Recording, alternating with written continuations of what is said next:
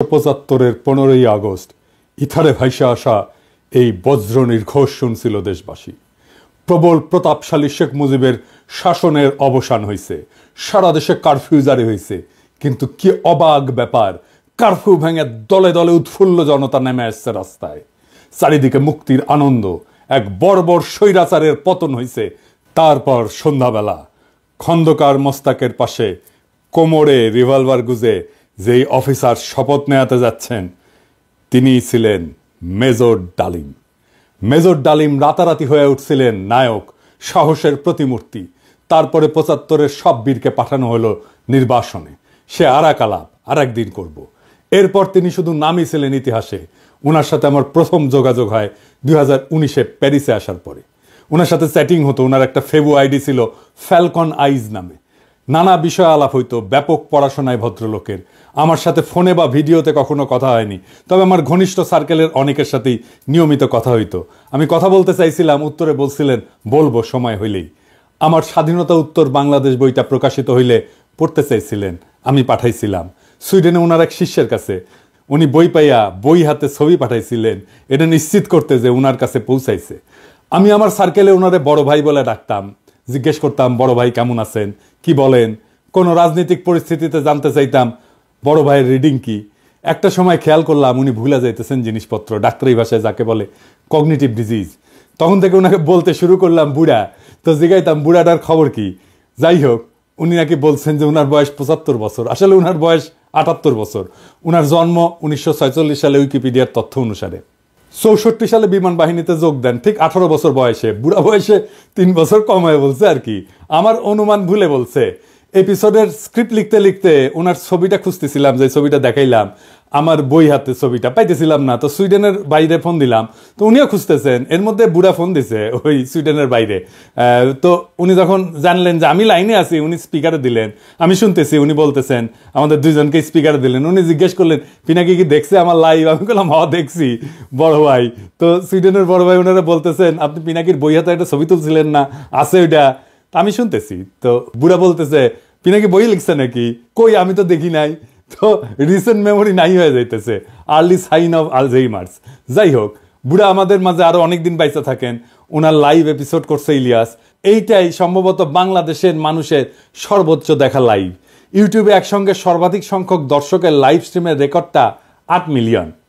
তবে এইটা বাংলা ইউটিউবের সর্বোচ্চ, এটা নিঃসন্দেহ। এবং আমার মনে হয় এই রেকর্ড আর কেউ কখনো ভাঙতে পারবে না। এইবার আসেন এপিসোডের প্রসঙ্গে। বাম, আওয়ামী লীগ আর প্রগতিশীল বিএনপির পুচ্ছে আগুন লাগিয়েছে একই সাথে। যাই হোক, আমি সবগুলা আগুন নিয়ে আজকে কথা বলবো না, কয়েকটা আগুন নিয়ে কথা বলি। প্রথম অভিযোগ কি, মেজর ডালিম নাকি খুনি। আসলে কি মেজর ডালিম খুনি? আসলে না খুঁজে দেখি। সৈনিকদের খুনি বলা যায় না, কারণ তাদের কর্মকাণ্ড এবং উদ্দেশ্য সাধারণ অপরাধীর সাথে তুলনা করা যায় না। আদালত যখন প্রাণ নেয় সেটাকে খুন বলা যায়? একজন সৈনিক যখন দেশের শত্রুকে হত্যা করে সেটা কি অপরাধমূলক কাজ? একজন নারী যখন তার ধর্ষককে হত্যা করে ফেলে ধর্ষণের সময়, সেটা কি অপরাধ? না, সেটা না। কেন না?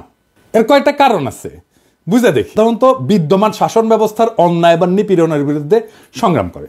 তাদের কর্মকাণ্ড একটা বৃহত্তর সামাজিক এবং রাজনৈতিক পরিবর্তনের উদ্দেশ্যে পরিচালিত হয়, বৃহত্তর স্বার্থে। নৈতিক দৃষ্টিকোণ থেকে এটা ন্যায় যুদ্ধ, জাস্ট ওয়ার, এই ধারণার সাথে সম্পর্কিত। সৈনিকেরাও একটা প্রতিষ্ঠিত রাষ্ট্র বা আদর্শ রক্ষার জন্য কর্তব্য পালন করেন। মিনস বিপ্লবী বা সৈনিকদের কর্মকাণ্ডের উদ্দেশ্য ব্যক্তিগত স্বার্থ না, বরং এটা বৃহত্তর সমাজ জাতির জন্য। দার্শনিক ইমানুয়েল কান্ট বা জন স্টুয়ার্ট মিলের মতবাদে উদ্দেশ্যের গুরুত্ব এবং প্রভাব নিয়ে আলোচনা আছে। মিলের উপযোগবাদ বলে একটা তত্ত্ব আছে। এটা অনুযায়ী যদি একটা কর্ম বৃহত্তর জনগণের কল্যাণে হয় তবে সেটা নৈতিকভাবে গ্রহণযোগ্য। সাধারণত সৈনিকদের রক্ষক এবং বিপ্লবীদের ন্যায়ের প্রতীক হিসাবে দেখে। সময়ের সঙ্গে অনেক বিপ্লবীকে নায়ক হিসেবে স্বীকৃতি দেওয়া হয়। এটার আইনি ব্যাখ্যাও আছে। সৈনিকদের কর্মকাণ্ড রাষ্ট্রীয় আদেশের আওতায় ঘটে। আন্তর্জাতিক আইন অনুযায়ী যুদ্ধ বা প্রতিরক্ষায় হত্যা বৈধ, যদি তা যুদ্ধের আইন মেনে চলে। সবসময় বিদ্যমান আইন ভঙ্গ করে। বিপ্লব বা অভ্যুত্থান বিদ্যমান আইনের উপরে। সেই জন্য বিপ্লবীদের কর্মকাণ্ডকে অপরাধ হিসেবে বিবেচনা করা যায় না, কারণ আইন এটা সংজ্ঞায়িত করে বা ডিফাইন করে অপরাধ, আর বিপ্লব এটার উপরে। তা উপরে থেকে এই অপরাধের ডেফিনেশন তো বিপ্লব গ্রহণ করবে না। জুলাই বিপ্লবে পুলিশ নিহত হয়েছিল, মারা গেছিল, মারে ফেলা হয়েছিল, এটা অপরাধমূলক কাজ না, এটা বিপ্লবী সহিংসতা। এই জন্যই এই হত্যার বিচার করা যাবে না, কারণ বিপ্লব অভ্যুত্থান আদালত বা আইনের চাইতে বড়। যদি পুলিশ হত্যার বিচার হয় তাহলে ধরে নেবেন বিপ্লব পরাজিত।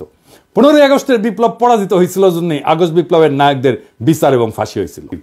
সাধারণ অপরাধী ব্যক্তিগত স্বার্থে হত্যা করে, অন্যদিকে সৈনিকেরা যুদ্ধক্ষেত্রে এবং বিপ্লবীরা সামাজিক রাজনৈতিক কাঠামো এবং বিদ্যমান ব্যবস্থা বদলের উদ্দেশ্যে কাজ করে এবং এর ক্ষেত্রে বিপ্লবী সহিংসতা হয়। এইটা তাদের কাজকে ইচ্ছাকৃত হত্যাকাণ্ড থেকে আলাদা করে। সেই জন্যই তাদের কাজগুলোকে ইচ্ছাকৃত হত্যাকাণ্ড থেকে আলাদা হয়ে যায়। শেখ মুজিবকে কেউ খুন করেনি, সে অভ্যুত্থানে নিহত। তার পরিবারের সদস্যদের কেউ খুন করেনি, তারাও অভ্যুত্থানে নিহত। দ্বিতীয় অভিযোগ হচ্ছে মেজর ডালিম শিশু হত্যা করেছে। আবার ইন্টারেস্টিংলি কৌতুকপ্রদভাবে এটা আইসিছে বামেদের কাছ থেকে। হ্যাঁ, মেজর ডালিম কি শিশু হত্যা করেছে? 32 নাম্বার আক্রমণ করে নাই, তারে দায়িত্ব দিতে চাইছিল, সে নেয় নাই। কারণ মুজিব পরিবারের সাথে তার একটা ব্যক্তিগত পারিবারিক সম্পর্ক ছিল। সে গেছিল মুজিবের ভগ্নিপতি আব্দুর রব শেরনিয়াবাতের বাসায়। সেখানে তার 14 বছরের বয়সী মেয়ে বেবি, 12 বছরের বয়সী ছেলে আরিফ এবং 4 বছর বয়সের নাতি সুকান্ত আব্দুল্লাহ, যেটা আবুল হাসনাত আব্দুল্লাহর ছেলে, ও মারা যায়। আবুল হাসনাত আব্দুল্লাহ হারামজাদাটা পানির ট্যাঙ্কে লুকেছিল, বেঁচে যায়। কিন্তু কথা হইতেছে বাড়ির নারী আর শিশুদের বন্দুকের মুখে ফেলায় পানির ট্যাঙ্কে লুকেছিল কেন হারামজাদাটা?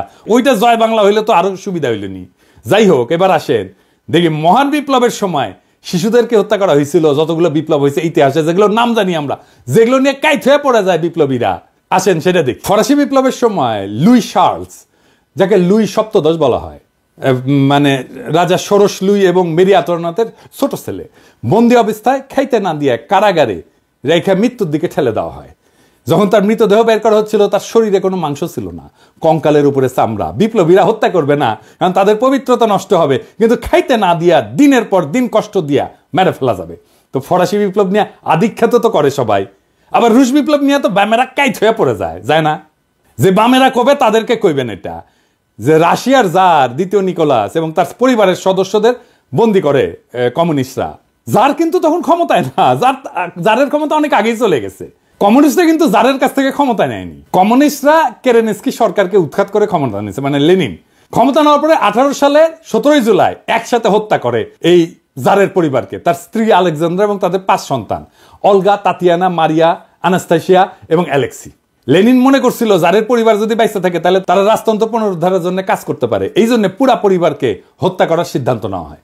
পরিবারের সকল সদস্যদেরকে কমিউনিস্ট বিপ্লবীরা গুলি করে হত্যা করে, পরে তাদের মৃতদেহ অ্যাসিড দিয়ে বিকৃত করে মাটিতে পুঁতে ফেলা হয়। এর মধ্যে আনাস্তাসিয়া নিকোলায়েভনার এর বয়স ছিল 17 বছর, আর অ্যালেক্সি নিকোলায়েভিচের বয়স ছিল মাত্র 13 বছর। দুই ক্ষেত্রেই প্ল্যান করে মারা হয়েছে। অনেক পরে 15ই আগস্টে শিশুরা মারা গেছে কোল্যাটারাল ড্যামেজে, প্ল্যান করা হয়নি যে শিশুদের মারা হবে।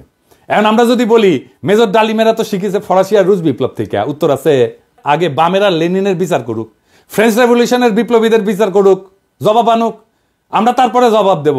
এখন অনেকের মনে প্রশ্ন হচ্ছে যে মেজর ডালিম কি তাহলে দেশে ফিরবেন বা ফিরতে পারবেন? আমাকে সুইডেনের ভাই, বড় ভাই, যিনি মেজর ডালিমের শিষ্য, উনি বলছেন ওনারে তো দেশে আনা দরকার, উনি অবশ্যই দেশে আসবেন। আমরা নতুন সংবিধান লিখলে 15ই আগস্টকে বিপ্লবী অভ্যুত্থানের মর্যাদা দেব।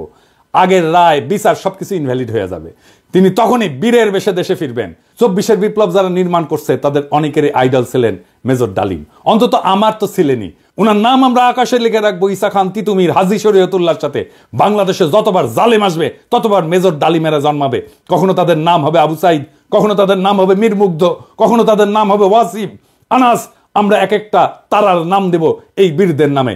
24-এর বিপ্লব একটা প্রকৃত বিপ্লব হয়ে উঠবে যদি আমরা নতুন সংবিধান লিখে মেজর ডালিমকে দেশে ফিরে আনতে পারি। সেই দিন হবে বিপ্লবের প্রকৃত বিজয়। ইনকিলাব জিন্দাবাদ।